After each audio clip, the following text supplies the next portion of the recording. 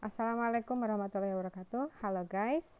So it's been a while since the last time I made a video. So this is our 8th meeting. It's about understanding paragraphs. So this session will be divided into two parts as usual. So I'm gonna read for the first part. Understanding paragraph. English is topic-centered language. A paragraph or a longer text has a single main topic, and all the details relate to the topic. Writers in English almost always mention the topic at or near the beginning of a passage. Good readers look for the topic when they read. And then next part is about identifying the topic of a paragraph. The topic is the word or phrase that best describes what all of the sentences in the paragraph are about. Words relating to the topic are usually repeated several times in a paragraph. Looking for these words can help you focus on the topic. Example. I'm going to give you the example. Read the paragraph and underline the words that are repeated. Then write a topic that is not too specific or too general. In developing countries, poor people have suffered the most from shortage of clean water. There are several reasons for this. First, in many developing countries, the majority of houses in poor villages and urban slums are not yet served by a pipe water system. People living in these places often have to walk many miles to find water and carry it home in jugs and plastic. Second, these people usually have a few alternatives to the pipe water supply. This may be water closer by in rivers or lakes, but it is often dangerously polluted. In poor areas, street vendors often sell water by the liter, but they often charge extremely high prices for water that is not always safe to drink. Topic: shortage of clean water in poor areas.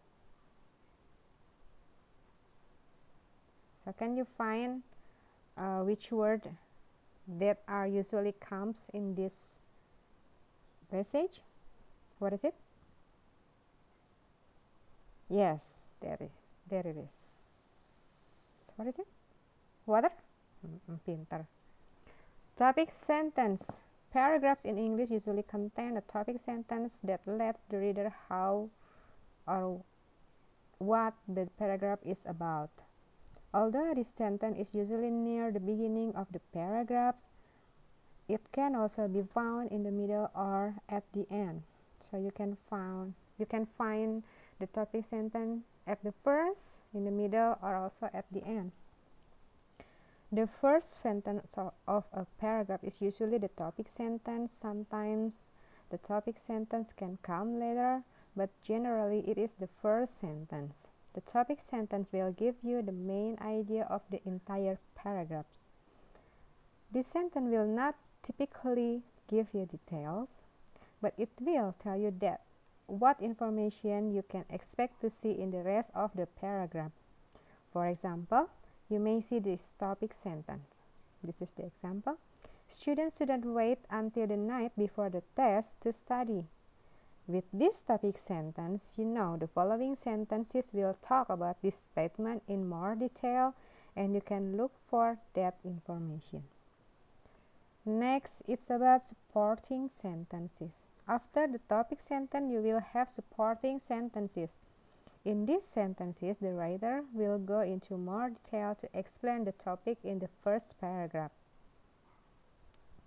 In the first sentence. You may find statistics or data to back up a statement. For example, you may see the following topic and supporting sentences just like this. Students shouldn't wait until the night before a test to study.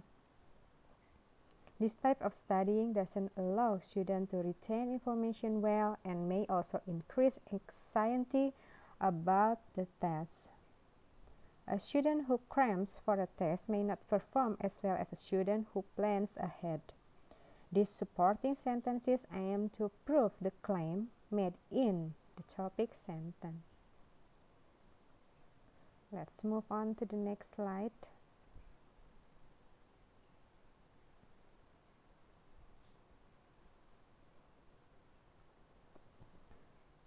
Okay, last sentence. The last sentence called the concluding sentence.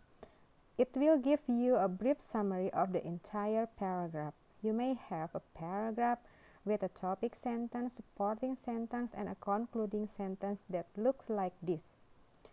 Students shouldn't wait until the night before a test to study.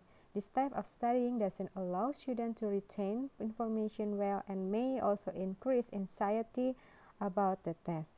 A student who crams for a test may not perform as well as a student who plans ahead. Therefore, this is the concluding. Cramming for a test may not only increase anxiety about the test itself, but students who wait to study may receive lower test score. In this basic paragraph, you can see that the last sentence pulls important information about the supporting sentences. Next. Missing topic sentence. Although the hydrological cycle produces clean water in the form of rain, it doesn't remove the pollutants that steadily build up the ocean. B. New laws and regulations make it difficult for people to dump their trash into the ocean.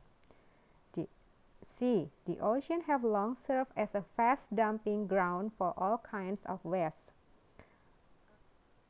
D. There are just a few of problems caused by using the ocean as dumping ground.